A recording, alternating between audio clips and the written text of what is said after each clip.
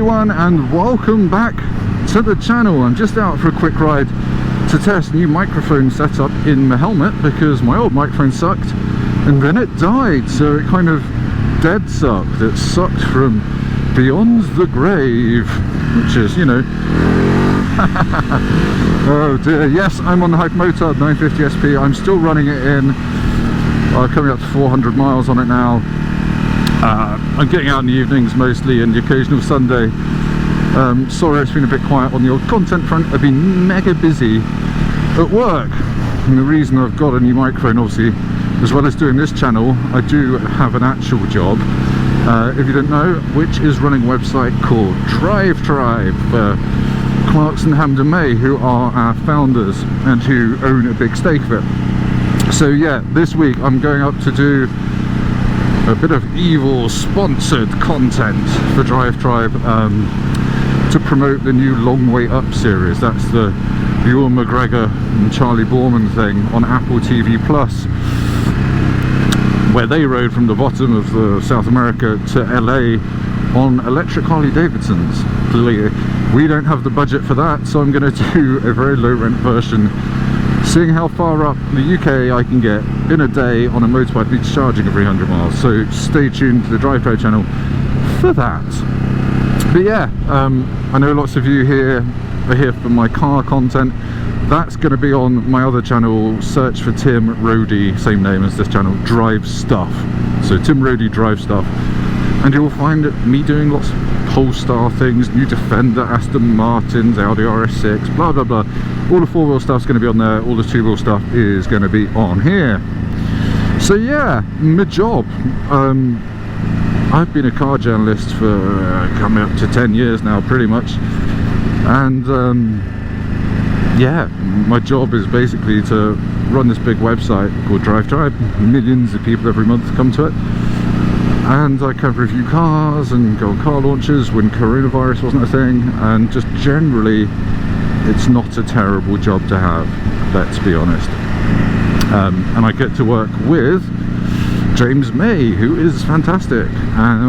Check out Tim Rohde Drive Stuff, because I just put an hour-long interview I did with the man, and we talked a lot about motorbikes. So if you're into your bike stuff, check that out, because he talks about his Fireblade. We talk about the new Fireblade, the problem he has buying lots and lots of bikes. I think he's just sold a whole bunch because he's bored of pretending to do maintenance on them.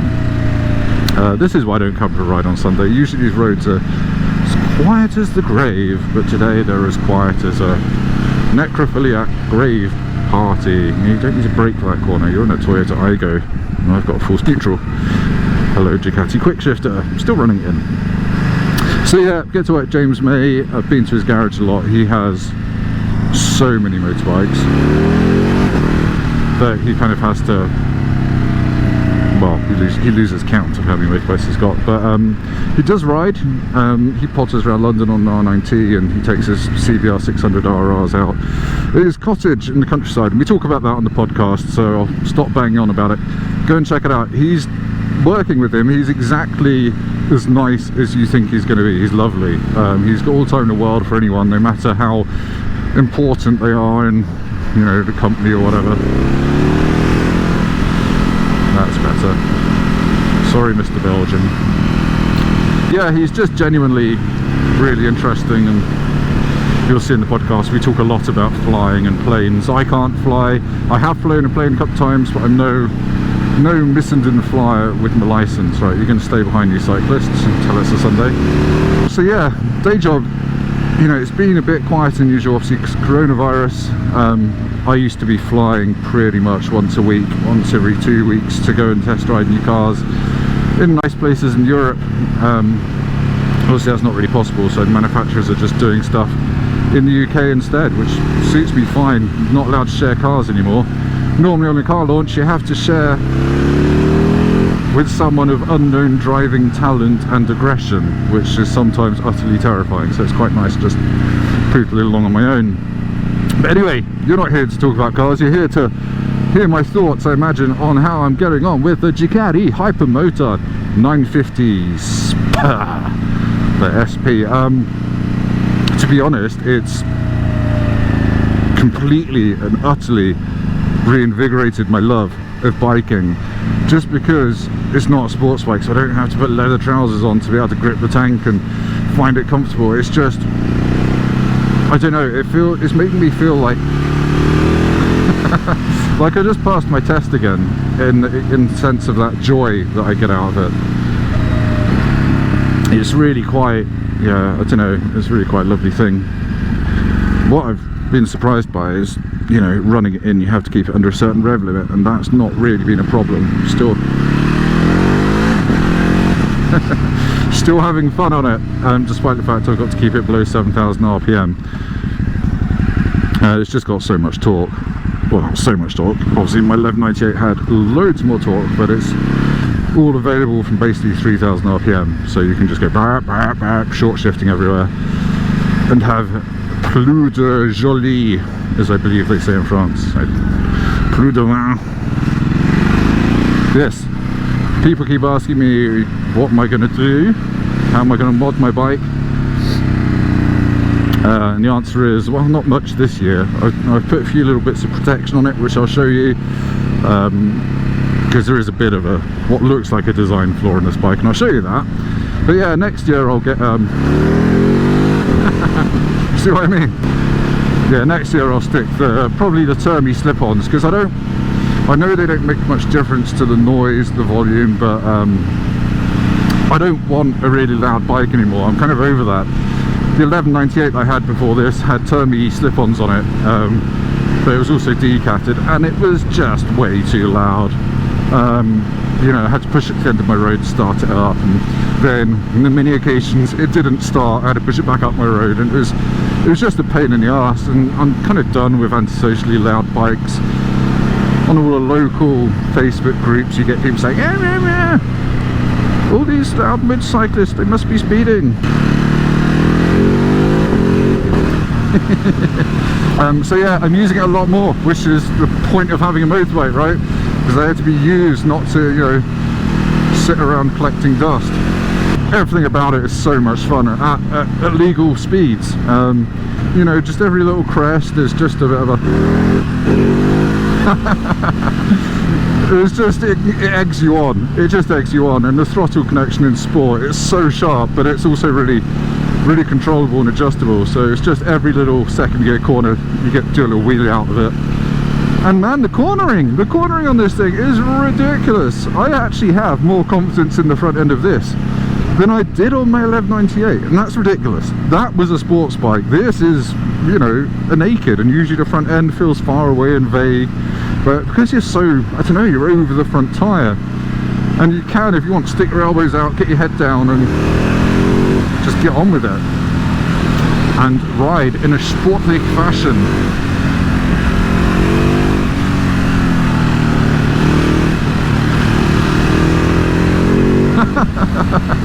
And also, I feel like it's one of those bikes, so you can either get your knee down or you can just stick your foot out around corners like motocross style. The seat, you can just move everywhere on it. It doesn't restrict you like the old one did. Not that I ever rode the old one. And the fact it's on proper racy Supercourse SP tyres, when it's dry, it's just, you get so much confidence and grip. I love it. Anyway, I think I kind of said all this last time, but you know, this bike is like an instant favourite. I've probably only owned 7 bikes in my biking career. I've owned Street Triple, Triumph Street Triple 675 back in 2009 when I passed. Had that for a year, thought this is a bit small. Got Daytona 675, had that for a year. Speed Triple 1050 in 2011 when they brought out the weird headlights for the first time. And then I realised that buying new bikes on finance when you're a journalist on £21,000 a year was probably a shit idea, and I needed to actually kind of have a life with my girlfriend and stuff. So went to cheap bikes, got Honda Blackbird, kept that longer than any other bike. I think I kept that for 3 years. That cost me about £2,500, and I love that bike. And I have one like in a heartbeat. We've raised the back up, it handles pretty well for a big bike. I don't know, there's something bulletproof about a Blackbird. Really nice bike, loved them in the Black Forest. It's like the perfect bike and road match. And then after that I had a break again for a year, and then I got a Ducati Multistrada 1200, which I had for 2 years. I had that for 2 years, and that was fantastic. Shat itself the day I sold it, lol. It cost me and the guy that bought it a couple of grand to fix it. It's just electronics gremlins, but in the time I actually owned it was fine.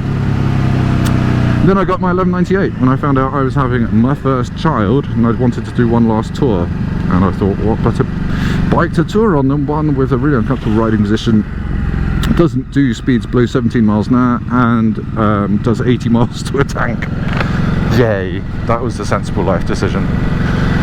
Now this, you know, I wasn't desperate to have another Ducati.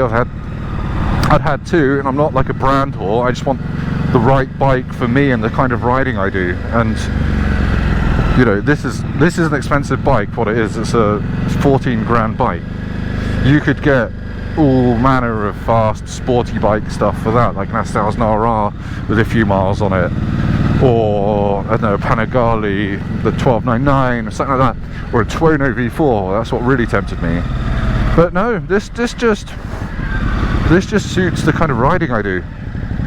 Tiny roads, kind of 40 limits, 50 limits. I want to have fun at the same time and feel a bit naughty, and this puts a huge smile on my face. So yeah, I'm still loving it. Look, I'm about to tick over 400 miles in 4 miles time. Running in services booked, that will be happening in September, and then I'll be able to flog it a bit more.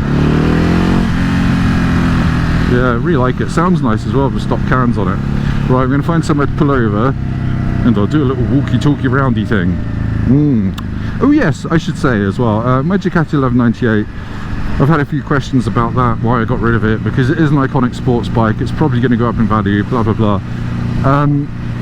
Basically I just wasn't using it, and you know, it was taking up the only space I have at my house for motorbikes, and I'm going to go down here, and to not be used was just a bit pointless. Also, it was horrifically expensive to run, and I'll do a separate video on the running costs of my Ducati 1198, because I only owned it 2 years. 2 years to the day I picked this up, my insurance expired on my 1198, and I spent a lot of money on it. I mean, I'm not rich by any stretch of the imagination, and that bike did slowly kill my happiness and, well, credit card limit, frankly. Just everything that needed doing to it was always just expensive. Yeah, so anyway, video coming up on that when I get around to filming it. I'll just stop in a second and show you the bits I've added to this. Do you see what I mean? A sports bike would be no fun at no fun at all on these roads, but this, especially if it's down blipper,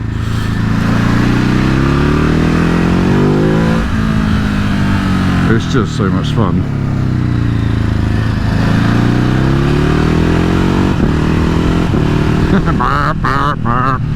If I'm going to stop, I should probably slow down and find a nice place that's not full of heroin needles or doggers. Ah, who am I kidding? This is Surrey. There's none of those things. Probably just bags of cocaine strewn in the hedges.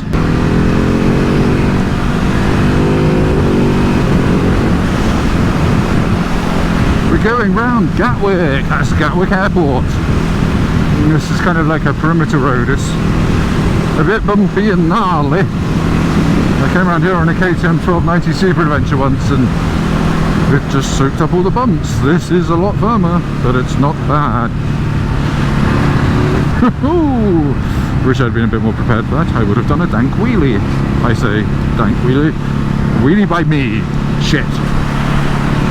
It's always slightly depressing guest houses for, I presume, businessmen who don't work for massive corporates who have to stay at little pokey B&Bs before getting an EasyJet flight to Mlada Boleslav. 40 limit. I think this is purple parking, yeah.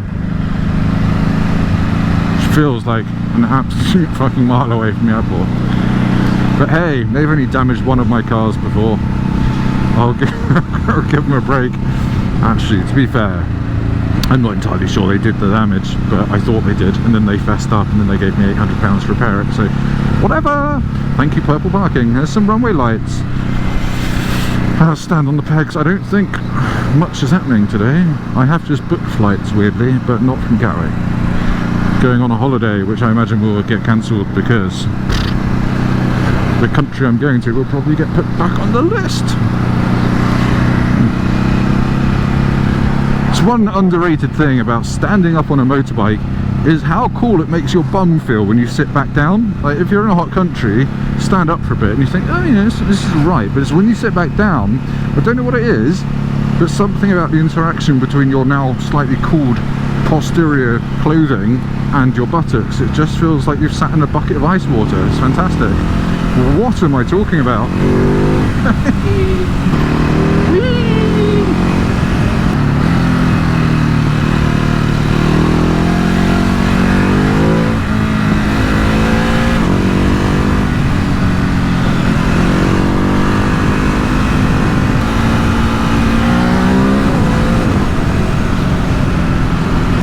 Certain road work. The man with the electricity pole, he's got wood, he's got very big wood. Oh, I bet he gets occasional shock from his wood. You have, how you say, stopped down the middle of the road.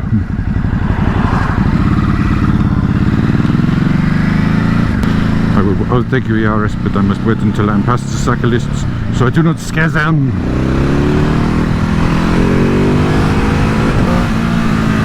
That's cool. I think I want to go down Broad Lane, yes. Because this will be the pub.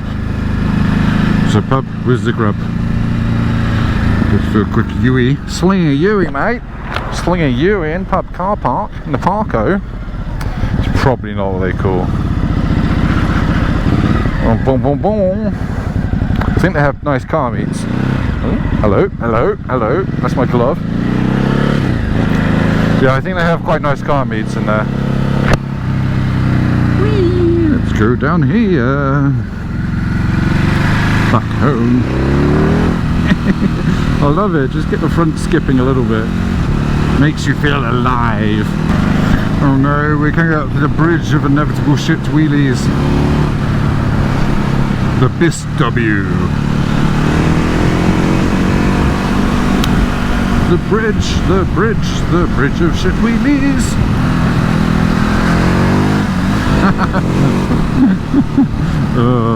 It's got quite a sharp profile, that bridge, and even though I'm expecting it, it does come up a little faster than I want. I have got wheelie control on, obviously, but I'm also what they call a bit scared. Because it's my bike and I'm not very good at wheelies yet. There you go, be honest with your level of riding ability and don't ride beyond it. Oh, it sounds so good! Ooh, we're in this 350Z. I do love a 350Z. Bargain V6, I would say power, but they're not that powerful. They're just uber heavy. And cost a fortune to tax if you buy the incorrect year. Sorry, boring car chat. I've got to get back and got to be home in 50 minutes for the MotoGP, which has been absolutely fantastic this year. I'm only kind of like a... Ooh, this is narrow, let's go up here. Yeah, the MotoGP has been fantastic this year, if you missed it. It feels a bit kind of like I'm jumping on someone's grave, but Marc Marquez, who always wins MotoGP races, he banged himself up pretty badly in the first race, and normally he just romps away with it in every race. So I think we've had about 1 million different winners already, and yeah, it's actually exciting. Well, it's always exciting, but it's super exciting. Right, I'm going to pull over here. Hey, look at it. Looks good, doesn't it? It was absolutely caked in mud this morning because I accidentally rode through a puddle. Well, a puddle. Someone flushing out their entire barrels across the road on Wednesday night. So yeah, bit of quick detailer, even can't speak, and it's shiny. These are the only bits I've added. I don't know if you can see in there. It's Evotech Performance radiator, oil cooler, and engine head guards, because I don't know, this oil cooler sits so low, it just dangles off the bike.